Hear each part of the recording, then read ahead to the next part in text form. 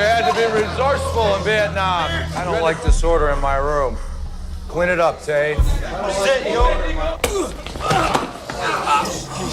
This is my class, Rodriguez. Just somewhere else. Thank you. You with me, and you will suffer my wrath. The story begins with Jonathan Shale, a highly trained mercenary and former military operative, withdrawing from a mission along with his elite team. They complete the mission successfully, but not long after, they discover something troubling. The operation they carried out was actually unauthorized. This comes as a shock, and as a result of this revelation, they are all dismissed from active duty. With no mission left and no orders to follow, the team members go their separate ways. Shale, now without a job, decides to head back home to Miami to rest and figure out his next steps. Just wait. Something will come along. The scene shifts to the sunny and vibrant city of Miami. The camera slowly zooms in on Jane Hetzko, a passionate and caring high school teacher. Jane is in the middle of conducting a class, fully engaged with her students and dedicated to helping them learn. But the peaceful classroom setting is quickly shattered when chaos erupts on the school campus. A brutal fight breaks out among the students, and it soon becomes clear that this isn't a random scuffle. The entire scene looks like it was planned in advance to target one particular student. Jane and another teacher named Mr. Sherman rush in to stop the ambush. Despite the danger, they manage to break up the fight and protect the student under attack. Surprisingly, the student they saved claims he didn't need any help. It's obvious that he's trying to protect himself from the consequences of being labeled weak. After the fight, Jane tries to talk to the student responsible for starting it all, Juan Lucas. Juan is no ordinary troublemaker. He is the feared leader of a gang called the Kings of Destruction, or KOD for short. With a firm but kind tone, Jane tries to reach out to him. She speaks like a concerned mother, encouraging him to think about his future and make better choices. With a firm but kind tone, Jane tries to reach out to him. She speaks like a concerned mother, encouraging him to think about his future and make better choices. I need you to look at me for 2 minutes, Juan. But Juan doesn't care. He looks at her with cold eyes, mocks her, and threatens her with a warning to stay out of his business. Then he walks off, making it clear that he has no intention of listening. Still shaken but determined, Jane and Mr. Sherman went straight to Principal Claude Rollet to report what happened. They urged the principal to take action against Juan and the gang, especially after Jane shares that she was directly threatened. You mean he didn't say he was going to stab me with a kitchen knife at 4:15 p.m.? No, he didn't say that. But Rollet dismisses their concerns, saying there's not enough solid proof to expel Juan. Jane becomes visibly angry and storms out of the office, telling the principal that she'll get the evidence he needs. When Jane arrives at her car after school, she finds herself surrounded by members of the KOD gang. The car's keyhole is taped shut with what looks like gum, making it difficult for her to get in. The gang members taunt and harass her, laughing and throwing insults as she struggles with her keys. Juan makes a hand sign toward her, but Jane refuses to be intimidated. She boldly throws the same sign back at him, but reversed as a form of defiance. Finally, she manages to open her car door and drives away, all while the gang continues to yell offensive comments behind her. See you later, alright? We'll drop by the house. When Jane gets home, she is relieved to find Shale there waiting for her. She runs into his arms, both happy and comforted to see him after a long time apart. Shale explains to her that he has been discharged from his military duties. They laugh and talk about the future, wondering what he'll do now that he's no longer in service. Not long after, Shale receives a voicemail from one of his old teammates. There's a possible job offer that could help him earn some money. They meet at a strip club to talk about it. Joey, one of his trusted teammates, urges him to consider the opportunity. They introduce Shale to the client and to a competitor named John Janus. Janus will later turn out to be a dangerous man who tries to kill Shale. Shale quickly learns that the job involves guarding drug shipments and keeping them safe from rival gangs and government interference. This kind of work doesn't sit well with Shale. He's a man of principles and refuses to be part of anything illegal. We're looking for trained soldiers. We can guarantee the shipments. So what you're looking for is a crew to protect your drug shipments. He turns the job down by proving that a killer is different from a soldier by his mercilessness. Thus, Janus takes the offer instead. The following morning, Jane decides to go jogging near the beach. She doesn't know that someone from the KOD gang is waiting for her. As she runs past him, he suddenly strikes her, breaking her knee and launching a vicious attack. Thankfully, Shale is close by. He hears the commotion and runs to her rescue, managing to scare the attacker off. He quickly takes Jane to the hospital for treatment. While recovering, Jane shares her suspicions with Shale. She believes the attack was planned and likely involved someone from the school. She begs Shale to do something about her absence in school for the next couple of days and asks him to make some calls for her. Seeing how deeply hurt and scared she is, Shale promises that he won't let anything happen to her. And whoever has done this won't get away with what they've done. He left her to rest and decided to go undercover and teach in her place, determined to find out who is behind everything and bring them to justice. Shale starts preparing for his new mission. He and his team create a plan to infiltrate the school. To hide his identity and connection to Jane, he adopts a new name, James Smith. Using this alias, he submits a job application to the school and soon gets invited for an interview. How you doing, Rolanda? Great. My name's Smith. I'm her substitute. Called Willie. I'm the principal. During the interview, Principal Roll seems friendly and welcoming. He tells Mr. Smith that he will be on probation for a short period. Smith assures the principal that he will do his best to fill in for Jane. Although he appears calm and professional, Smith is focused on his hidden goal: to find the people responsible for Jane's attack and expose any corruption within the school. On his first day of teaching, Smith walks into a classroom full of disrespectful and chaotic students. The room is noisy and completely disorganized, but Smith doesn't let it shake him. Good morning, class. I will be Miss Hesco's substitute for the next few days. He calmly walks to the front of the class and starts taking attendance. As he observes the students, he begins to understand the problems within the school. Many of the students don't care about learning, and discipline is nowhere to be found. So later, in the staff lounge, Smith meets Mr. Sherman again and is introduced to the school librarian, Hannah Dillon. They have a brief but important conversation. Sherman explains how dangerous the KOD gang is and how they've taken control of the school through fear. Hannah adds that she believes the gang might be behind Jane's attack. Wanlockers? Yeah, he's the leader of the KOD. She even hints that Principal Roll may be working with the gang, although Sherman defends Roll, saying he used to be a police officer and wouldn't do such things. Despite Sherman's defense, Smith becomes suspicious of Roll. During a private talk with the principal, Smith notices some unusual things, like the expensive gold watch Rolle is wearing, which doesn't match the salary of a school principal. Their conversation becomes a quiet battle of intelligence. Each man tries to test the other, throwing out careful comments to see how the other reacts. By the end, Smith comments if Claude ain't afraid to wear that watch around here. But Claude makes his point by demonstrating how he established dominance over the students. This watch was a gift from the Junior League. Anyone trying to take this watch is going to have to take this off. Give a little demonstration.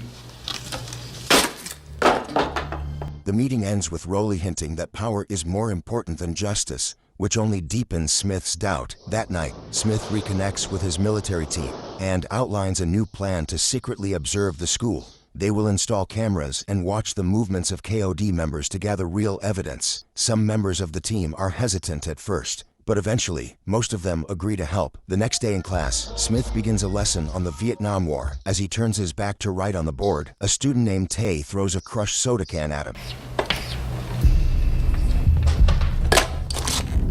With lightning-fast reflexes, Smith catches the can in midair and throws it back, hitting Tay right on the forehead. The students are stunned. Tay gets up, ready to fight with his classmates cheering him on, but Smith easily defends himself. He twists Tay's arm and pins him down without using excessive force. Then, Smith walks up to another student named Rodriguez. Earlier, he had noticed Rodriguez carrying a sharp ice pick. He calmly asks him to hand it over. When Rodriguez refuses, Smith grabs his hand and twists his finger just enough to make him drop the weapon. This sends a clear message to the rest of the class. He's not a teacher to mess with. From that moment on, the classroom becomes silent. You with me, and you will suffer my wrath. Smith takes control and begins teaching, earning their respect. Tay and Rodriguez later go to the nurse and report what happened to Principal Rolle. Rolle quickly sends the school security guard Marvin to Smith's classroom, but when Marvin arrives, he finds something unexpected. The classroom is quiet. The students are sitting attentively, listening to the lesson. Marvin is confused and returns to Rolle with the update. Surprised by the change, Rolle decides to hold off on any punishment and waits for the class to end before taking further action. As the classroom session unfolds, the atmosphere grows tense. Lacoste, the leader of the notorious KOD gang, tries to get under Mr. Smith's skin. He leans forward with a mocking tone and asks if Smith has ever been shot before. The question is meant to intimidate, but Smith remains calm and unshaken. Later that day, Smith keeps an eye on the school through hidden security cameras installed earlier by his teammate Skids. As he watches the monitors closely, he spots Principal Claude Roll walking purposefully toward his classroom. Reacting quickly, Smith puts everything in place to appear normal. When Rolla enters the classroom, he immediately brings up a serious concern. Some students are planning to file lawsuits against Smith. Roll demands that Smith apologize to avoid being fired. But Smith, well-versed in legal protocols, points out that he can't be terminated without proper procedure. He reminds Roll that firing a teacher requires at least 2 weeks' notice. His firm stance unsettles Rolle, who wasn't expecting resistance. On the other hand, I want to be fair. You go ahead and take your 2 weeks. Growing suspicious of Smith's confidence and composure, Rolle decides to dig into his background. He orders a full investigation into Smith's credentials. However, what he finds are fake documents and false records, intentionally planted by Smith and his team as part of their deep cover operation. Later, Smith drives Jane home. As she enters her house, she discovers a heartfelt letter from some of her students. The letter expresses their gratitude and concern for her well-being. Touched by the gesture, Jane begins to cry. Smith tries to comfort her, but their emotions run high and lead to a small argument. Despite the tension, both of them care deeply about each other and the mission they've committed to. The next morning, Smith returns to the classroom, ready to teach again. Juan Lacasse and his group of troublemakers swagger in late, clearly trying to provoke him. You're late, Juan. That'll be 1 demerit. Smith addresses Juan's tardiness, calling him out in front of the class. Juan, trying to be sarcastic, asks if he should write the word sorry on the blackboard 10 times. Smith ups the ante, demanding that he write it 100 times. Realizing he can't openly defy the teacher without getting into more trouble, Juan agrees, but not before throwing a threat Smith's way. Refusing to be intimidated, Smith shifts the mood by starting a deep and meaningful class discussion. He uses the name of Jerome, a student, to spark a conversation that turns into a powerful lesson. He asks them questions about their futures, their goals, and the consequences of their current actions. Slowly, the students begin to engage. Their defensive attitudes fade as they realize Smith is trying to make them think beyond the streets. The discussion becomes emotional and eye-opening, forcing the students to face harsh truths. After the lesson ends, Roll unexpectedly shows up again. This time, he compliments Smith on how he handled Juan. Roll appears impressed that Smith managed to keep control without resorting to violence. He invites Smith to meet him later in the day. Come by my office after the faculty meeting. We'll talk. Okay?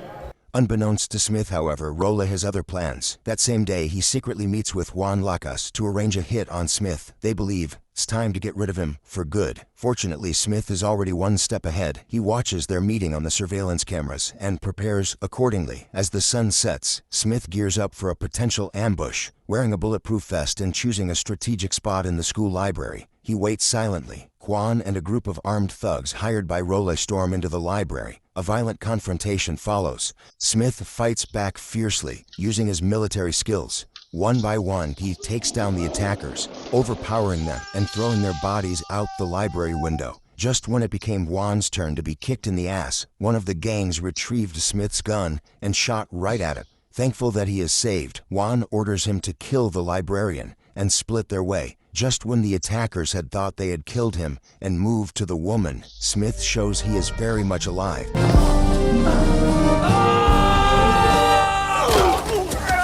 He throws him out the window onto his friends, and Juan is surprised and dumbfounded by Smith's strength. Later, Rolle is walking out of the building when he comes face to face with Smith, who appears calm and collected. Surprised and confused, Rolle tries to cover up his shock. Smith plays along, pretending like nothing happened, and casually asks Rolle what the meeting was supposed to be about. Caught off guard, Rolle mumbles that it's too late, and the two part ways without revealing the truth. Elsewhere, Mr. Sherman pays a visit to Jane at home. He comforts her and spends time talking. During their conversation, Sherman begins to realize something. Based on what he knows and has seen, he starts to suspect that Smith might actually be Shale, Jane's husband and a former soldier. As the clues line up, he pieces it all together. Meanwhile, Smith's teammate Joey continues monitoring the gang's movements. He follows Juan Lacasse and eventually leaves a message for Smith with details of his whereabouts.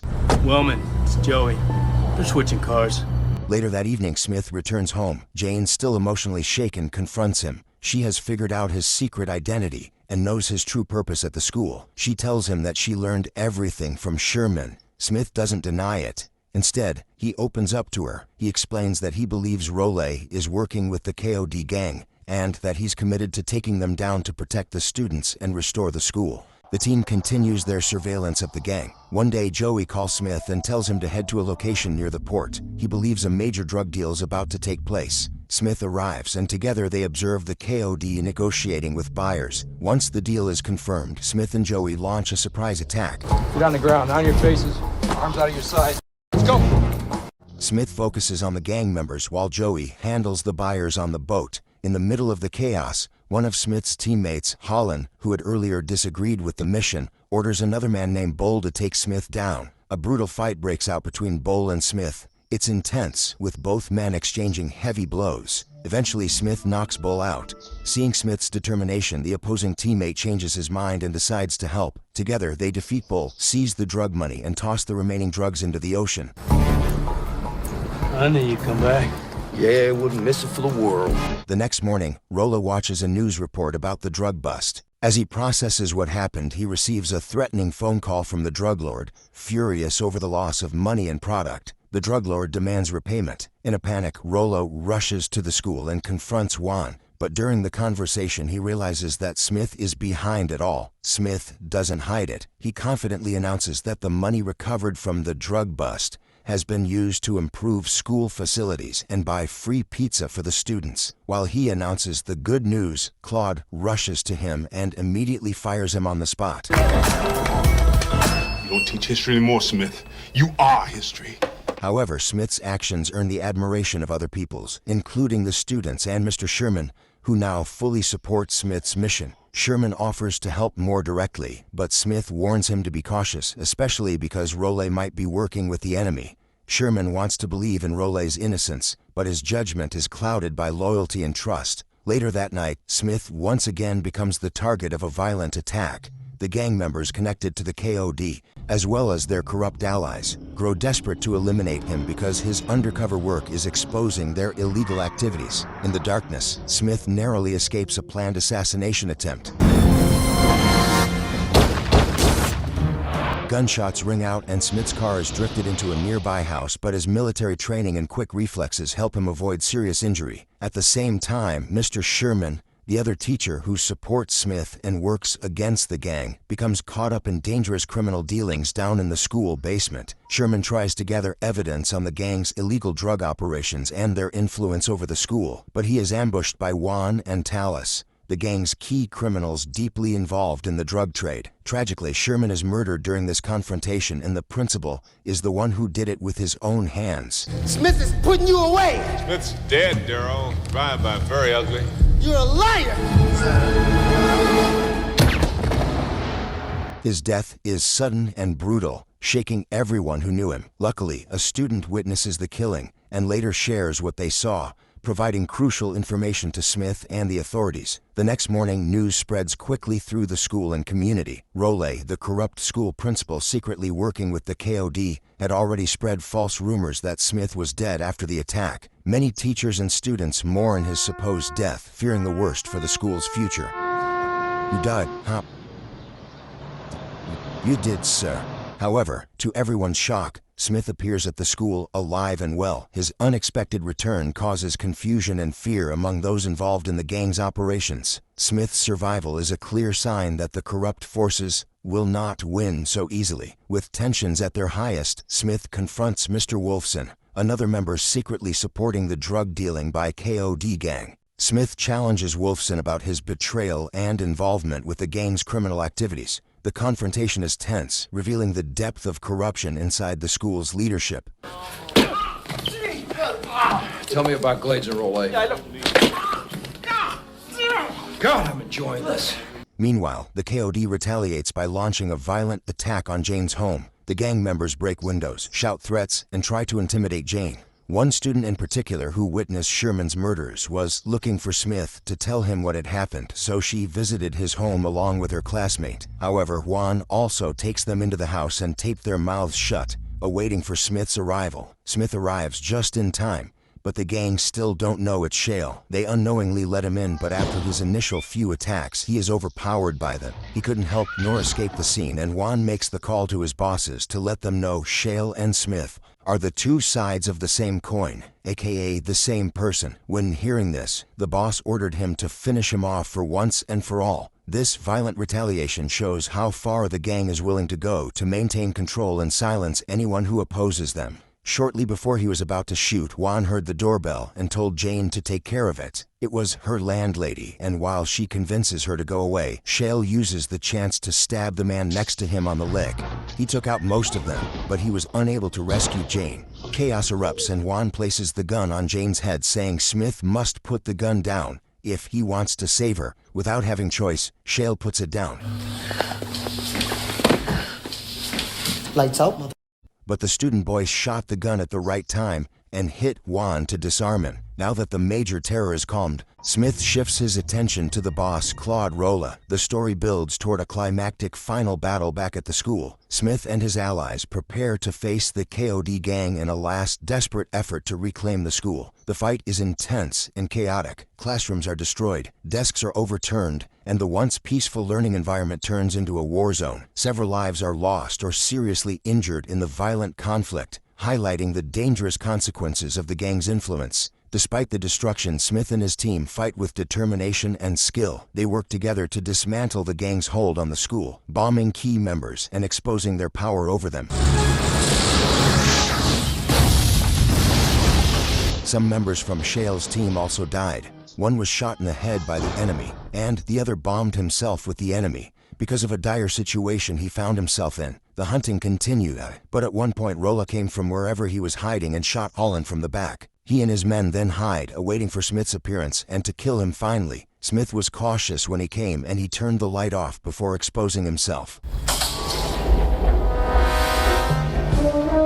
A fight ensues between the two, and Claude seems angered and desperate while Smith blows tactical punches to his face. The other enemy shot Smith on the shoulder, but he was shortly killed by Holland, who was barely alive and about to pass away. Now that the two men are 1-to-1, it's final battle. The hand-in-hand fight continued, and after much struggle, Claude took a gun and pointed at Shale, asking him why he is doing it for if it ain't for money. Shale answered him saying some things can't just be taught, and gave him the final blow that ended him right then and there. Finally, Shale came out of the school and found Joey hurt but alive. At the end of the story, only Smith and his trusted teammate Joey remain standing alive after the fierce battle. Now, with the gang broken and the corrupt leaders removed, the school begins to recover. The students and staff will now slowly regain control of their environment, returning it to a place of safety and learning. Did you enjoy this video?